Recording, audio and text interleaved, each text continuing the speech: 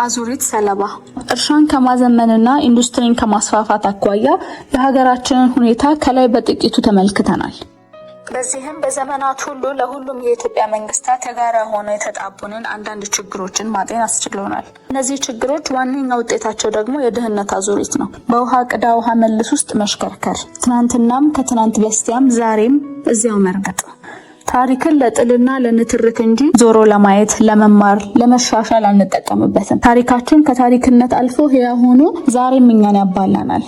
ቀድሞ የመታን እንቅፋት ደግሞ ደጋግሞ ይመታናል። በዚህም የተነሳ ከዓለም ብቻ ሳይሆን ከችግሮቻችንም ወደ ኋላ ቀርተናል። ችግሮቻችንን ቀድመን አስፈላጊውን ዝግጅት አድርገን ተጠናክረን አንጠብቃቸውም። ይልቁንም ውድመት ፈጥረው ጉዳት ካስከተሉ በኋላ እንደርሳለን። ከድቆሳው ሳናገግምና ያለፈውን ችግር ሳንፈታ ስጋቶቻችን መልሰው መላልሰው በአዙሪት መልክ ይጎበኙናል።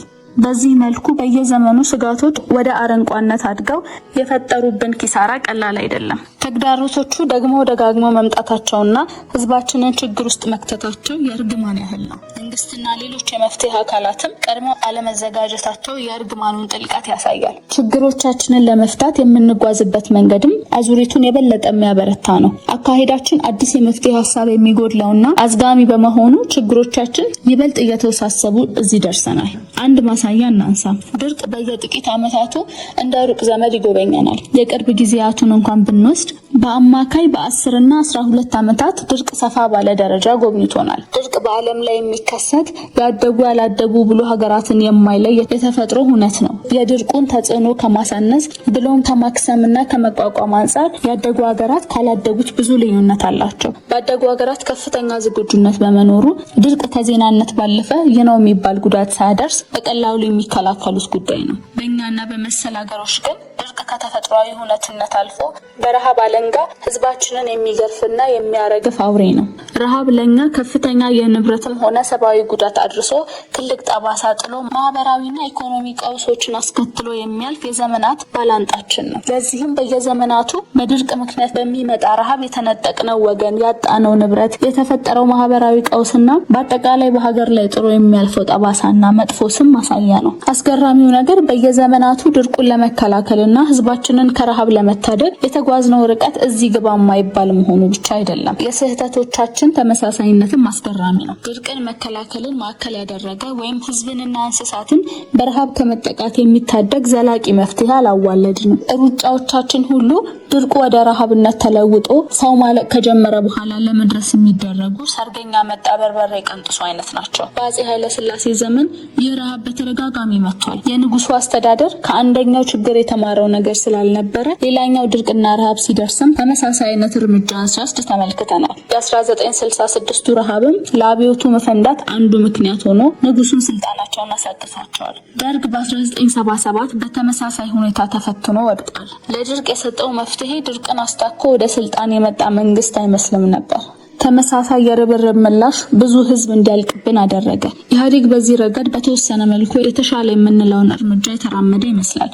በእርግጥ ያለፈው አዙሪት አለቀው ብሎ በ1986 እና በ1997 የተፈጠሩ የድርቅ ሁኔታዎችን አስቀድሞ በመከላከል ረገድ ይህ ነው የሚባል እርምጃ አልወሰደም ነበር። ነገር ግን ቢያንስ ድርቁ ረሃብ ሆኖ ህዝባችንን ከመጨረሱ በፊት ደርሶ ህዝባችንን ለመታደግ ተችሏል። እንጠይቅ እስኪ ከድርቅ አዙሪት ለመላቀቅ ወይም ችግሩን ለመቀነስ በሀገራችን ሁኔታ ትክክለኛው ስር ነቀል መፍትሄ ምንድን ነው? መደጋገሙ የማይቀር ተፈጥሯዊ ሁኔታ አድርገን መቀበል ግድ ከሆነም ተጽዕኖውን የምንቀንሰው እንዴት ነው? ከመፈጠሩ በፊት ዝግጁ ሆነን ለመጠበቅ የተቸገርነው ስለምንድን ነው? ለነገስ በምን መልኩ ዝግጁ መሆን ይጠበቅብናል? የሚሉት መልስ የሚሹ ጥያቄዎች ናቸው። ሌላው የአዙሪት ማሳያ ጦርነት ነው። የኢትዮጵያ ታሪክ የጦርነት ታሪክ ነው ቢባል ማጋነን አይሆንም። የሀገር ውስጥ የእርስ በርስ ጦርነትና ከውጭ ወራሪ ጋር የተደረጉ ጦርነቶች ለልማት ፋታ አይነሱን፣ የሰራነውንም መልሰው ሲያፈርሱብን የኖሩ ናቸው። በተለይ በዘመናዊት ኢትዮጵያ ከዳግማዊ አፄ ቴዎድሮስ ጀምሮ በዘመኑ ጦርነት ያልገጠመው ክተት ያላወጀ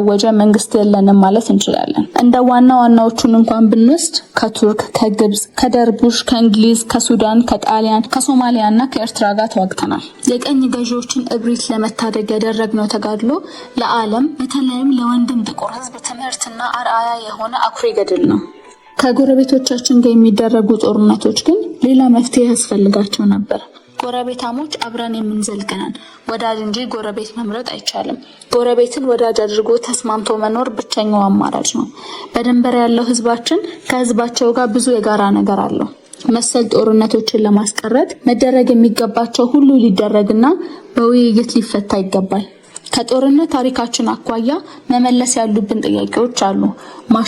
መሸነፍ የጦርነት ባህሪ ቢሆንም ጦርነት የሚያስከትለውን ውድመት አስቀድሞ ከመከላከል አንጻር ምን ያህሉ በድንገት ደረሰብን? ምን ያህሉንስ በድርድር ለመፍታት ሞከርን? ሌላ መፍትሄስ የለም ነበር ወይ? ህዝባችን በጦርነት አዙሪት ውስጥ ልጆቹን እየገበረ ዋና የሥራ እንቀሳቃሽ ወጣቶቿን በጦርነት ያጣች ሀገር የሚደርስባት ስብራትስ በምን ይለካል? ምንስ ያህል ነው? ምርመራ ያስፈልጋል። የውስጥ ፖለቲካችንም የዚሁ አዙሪት ሰለባ ነው። ከአፄ ኃይለ ሥላሴ ዘመን ጀምሮ እንኳን ብናየው 2 የመፈንቅለ መንግስት ሙከራዎች በ15 ዓመታት ውስጥ ተከናውነዋል። ደርግ 2 የመፈንቅለ መንግስት ሙከራዎች፣ ኢህአዴግ 2 ህዝባዊ አመጾች አስተናግደዋል። ይህ እንግዲህ ከ1951 እስከ 2010 ድረስ ያሉት 6 ዓመታት ብቻ ነው። ከ6 በላይ በሆኑ አመጾች የታጀቡ ናቸው። ህዝብ ይከፋል፣ በመንግስት ላይ ያምጻል፣ መንግስትን በኃይል ለመቀየር ይሞክራል። እንዲህ ያሉ አመጾች ሳይሳኩ ቀርተው መንግስት እድል ሲያገኝ ብዙ ነገር አስተካክሎ የህዝብን ጥያቄ በመመለስ ሰላማዊና መልካም አስተዳደር የሰፈነበት ጉዞ ይጓዛል የሚል እሳቤ አለ። የሆነው ግን በተቃራኒው መሆኑን ቀጣዩ አመጽ ይነግረናል። አስገራሚው ነገር ግን በዚሁ መንገድ ተሳክቶለት ስልጣን የያዘው አካልም አመጾችን መልሶ ማስተናገዱ ነው። ፖለቲካችን በአዙሪት ውስጥ የሚዳከር ነው። የፖለቲካችን አዙሪትስ ምክንያቱ ምንድነው? በእነዚህ ህዝባዊ አመጾች መካከል ያለው አንድነትና ልዩነት ምንድነው?